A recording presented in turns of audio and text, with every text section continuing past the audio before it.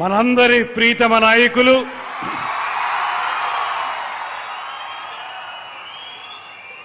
పేదవాడి మొహంలో చిరునవ్వు చూడటమే లక్ష్యంగా రాజకీయ పార్టీని ప్రారంభించి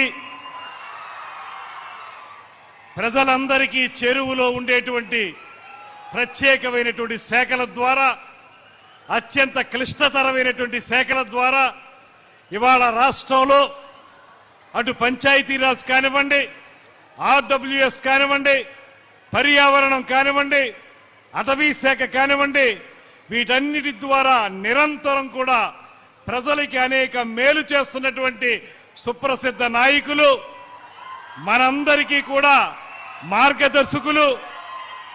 ముఖ్యంగా ఇవాళ మనందరూ ఎన్నో దశాబ్దాలుగా కలలు కట్టున్నటువంటి మన పక్కనే ఉన్నటువంటి గోదావరి జలాల్ని మనకి తాగునీరుగా తెచ్చుకోవాలనేటువంటి ఆలోచనని సాకారం చేస్తూ ఒక అపర భగీరథునిగా ఈ కార్యక్రమాన్ని శంకుస్థాపన చేయడానికి విచ్చేసినటువంటి కొణిదెల పవన్ కళ్యాణ్ గారికి మనందరి తరపున కూడా ప్రత్యేకమైనటువంటి స్వాగతం పలుకుతూ, అదేవిధంగా వేదిక మీద ఉన్నటువంటి కేంద్ర మంత్రి వర్యులు శ్రీనివాస్ వర్మ గారు, అసెంబ్లీ డిప్యూటీ, ఇది రెండు విషయాల్లో మనం ప్రత్యేకంగా మన నాయకులు పవన్ కళ్యాణ్ గారికి ధన్యవాదాలు తెలియజేయాలి.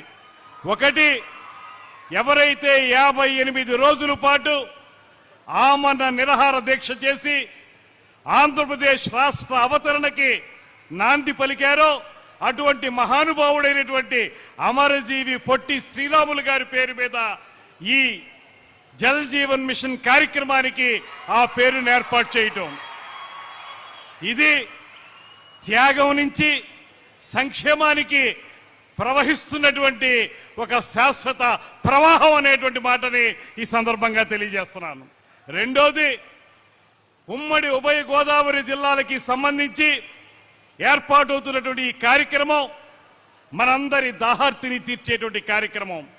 ఎన్నాళ్ళుగానో ప్రజలందరూ కోరుకుంటున్నటువంటి గోదావరి జలాల్ని మంచినీరుగా ఇచ్చేటువంటి ఈ కార్యక్రమం.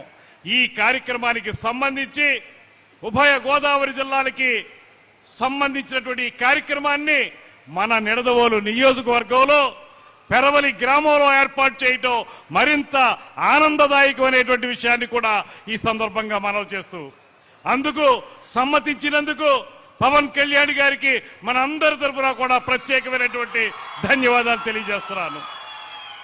ఇది ఒక సాధారణమైన రాజకీయ సమావేశం కాదు, ఒక సాధారణమైనటువంటి కార్యక్రమం కూడా కాదు. ఈ కార్యక్రమం ఖచ్చితంగా ప్రజల యొక్క దాహార్తిని తీర్చేటువంటి కార్యక్రమం. ఇది ఒక అభివృద్ధి కార్యక్రమం మాత్రమే కాదు, ఎన్నాళ్ళగానో కలలు కంటున్నటువంటి ఒక కార్యక్రమానికి శ్రీకారం చుట్టినటువంటి అద్భుత ఘట్టం ఈ కార్యక్రమం. ఎందువల్లనంటే మనందరికీ తెలుసు, గోదావరి మన పక్క నుంచే వెళుతూ ఉంటుంది, గోదావరి కాలువలు మన పక్క నుంచే ప్రవహిస్తూ ఉంటాయి. కానీ మనకి గుక్కెడు గోదావరి నీళ్లు దొరికేటువంటి అవకాశం కూడా దొరకదు. అటువంటి సందర్భంలో ట్యాంకర్ల మీద ఆధారపడ్డమో లేకపోతే భూగర్భ జలాల మీద ఆధారపడ్డమో అవి ఎప్పుడు దొరుకుతాయో తెలియదు. మంచినీటి ఎద్దడితోటి బాధపడుతున్నటువంటి ఈ ప్రాంతాలు ఏవైతే ఉన్నాయో ఉభయ గోదావరి జిల్లాల్లో, ఆ ప్రాంతాలన్నిటికీ కూడా ఇవాళ జల్ జీవన్ మిషన్ అనేటువంటి కేంద్ర ప్రభుత్వ కార్యక్రమాన్ని, అది కూడా 1924 మధ్యలో పట్టాలు తప్పేసింది. ఆ కార్యక్రమాన్ని తిరిగి పట్టాలెక్కించి కేంద్ర ప్రభుత్వంతో నిరంతరం మాట్లాడి దీనికి సహకరిస్తున్నటువంటి ఏషియన్ బ్యాంక్ వారితో మాట్లాడి మళ్ళీ పట్టాలెక్కించి మనందరి దాహార్తి తీరుస్తున్నటువంటి నాయకుడు మన పవన్ కళ్యాణ్ గారు అనేటువంటి మాటని ఈ సందర్భంగా తెలియజేస్తున్నాను. ఈ ముగ్గురు కలిసి ఇవాళ జల్ జీవన్ మిషన్ కార్యక్రమాన్ని ప్రత్యేకంగా ఈ ప్రాంతంలో మరింత అద్భుతంగా అమలు చేయడానికి చేస్తున్న ప్రయత్నంలో భాగంగా రమారమి 23 నియోజకవర్గాలు ఇందులో కవర్ అవుతూ ఉన్నాయి. దాంతోపాటు 68 లక్షల మంది జనాభాకి దాహార్తిని తీర్చేటువంటి కార్యక్రమం ఇది. దాంతోపాటు ధవళేశ్వరం నుంచి నీటిని తీసుకుని ఆ నీరు కూడా శుద్ధి చేసి, మామూలుగా నీటిని డైరెక్ట్గా ఇవ్వకుండా శుద్ధి చేసి బ్యాలెన్సింగ్ రిజర్వాయర్లోకి పంపి అక్కడి నుంచి ఓవర్ హెడ్ ట్యాంకుల్లోకి పంపి అక్కడి నుంచి ఇంటింటికి పైపు లైన్ వేసి ఆ పైపు లైన్ ద్వారా మనకి సురక్షితమైనటువంటి మంచినీరు అందిస్తున్నటువంటి నాయకుడు మన పవన్ కళ్యాణ్ గారు అనేటువంటి మాటని ఈ సందర్భంగా నేను మనవి చేస్తున్నాను. ఈ నేపథ్యంలో మీ అందరికీ ఒక్కటే మనవి చేస్తున్నాను, మనం కూడా ఏదైతే ఇక్కడ మనకి ఈ నిర్మాణం జరుగుతుందో దీనికి సంబంధించి 2 సంవత్సరాల కాల పరిమితిని పెట్టారు.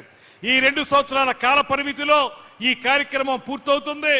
ఈ కార్యక్రమం పూర్తయ్యే లోపులో నీటికి సంబంధించినటువంటి పైప్ లైన్లు పంపించే విషయంలో కానివ్వండి, ఇతరత్ర నిర్మాణాల విషయంలో కానివ్వండి, కొంత మన గ్రామాల్లో వెళ్ళేటప్పుడు ప్రజలు కూడా సహకరించాల్సినటువంటి అవసరం ఉందనేటువంటి మాటను కూడా మీ అందరికీ మనవి చేస్తున్నాను. ఒక అద్భుతమైన